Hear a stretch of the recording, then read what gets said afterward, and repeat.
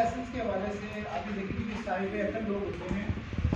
اگر ان کی زندگی میں چھوٹے چھوٹے انسیڈنٹس ہوں تو سامنے آئے واقعات جو اسٹوریز ہیں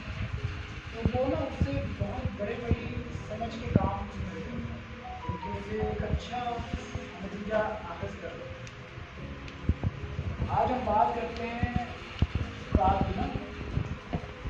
سقراط اپنے بچپن میں جب گھر سے جاتا تو کرتا تھا نا، جو کہتے ہیں کہ جو عقل مند لوگ ہوتے ہیں نا وہ بچپن سے ہی عقل مند ہوتے ہیں، وہ ان کی جو وائزنس نظر آ رہی ہے، وہ جس راستے سے گزرتا تھا نا وہاں پر ایک کمہار نا برتن بنایا کرتا تھا بہت ہی خوبصورت۔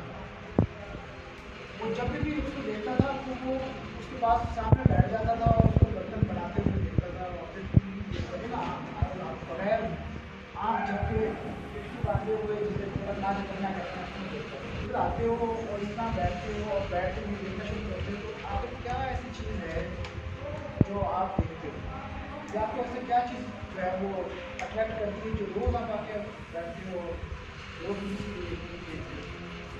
اس سقراط نے ایک بڑا اچھا سوال کیا، 3 سوال سنیے۔ پہلا سوال یہ کہ جو چیز آپ بناتے ہو یہ چیز پہلے کہاں بنی؟ بڑا حیران سوال، تو وہ بھی سمجھدار تھا، اس نے کچھ سوچ کے جواب دیا کہ جو چیز میں بناتا ہوں نا وہ سب سے پہلے میرے خیال میں بنتی ہے، میرے تصور میں میں اس کو پہلے سوچتا ہوں بناتا ہوں پھر اس کو خریدتا ہوں۔ پھر اس نے دوسرا سوال یہ کیا کہ جو چیز آپ بناتے ہو وہ بہت خوبصورت انداز میں بن رہی ہوتی ہے، اس میں ایسی کیا چیز آپ ڈالتے ہو تو وہ اتنی خوبصورت بن جاتی ہے؟ تو اس نے کمار نے کہا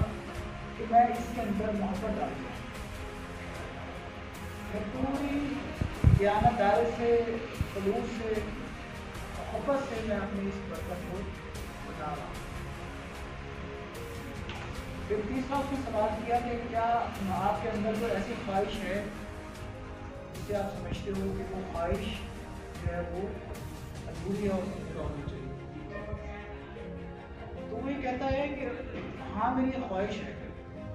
اس نے کہا وہ کون سی خواہش ہے؟ وہ کہتے ہیں میری خواہش ہے کہ میں ایسا کوئی برتن بناؤں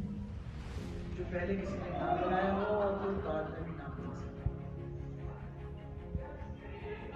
سمجھ آ رہی کہ یہ کتنی ایک کہنے کو ایک عام سی کنورسیشن ہے، لیکن اگر لیسنس کے حوالے سے دیکھی جائے تو یہ بہت بڑا میسیج ہے کہ ہر چیز جو ہم کرنے جا رہے ہوتے ہیں پہلے ہمارے اگر ہم اچھا سوچیں، اچھے خیالات ہمارے پاس ہوں اور ہم اس چیز کو بہت اچھا تخلیق کر لیں تو وہی چیز ہمارے